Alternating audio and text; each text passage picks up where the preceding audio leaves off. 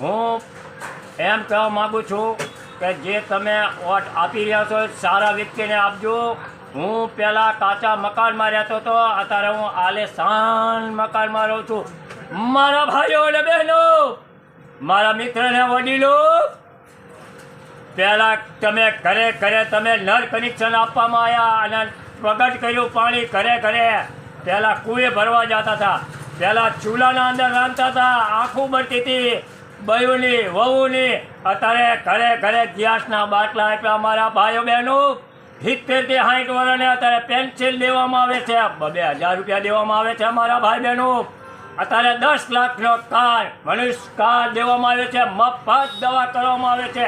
મારા ભાઈ બહેનો, કોઈ કેસ બને, કોઈ ડિલિવરીનો કેસ બને, કોઈ અકસ્માત થાય, 108 અત્યારે મૂકવામાં આવી. મારા ભાઈઓ બહેનો, મારા મિત્રને વડીલો,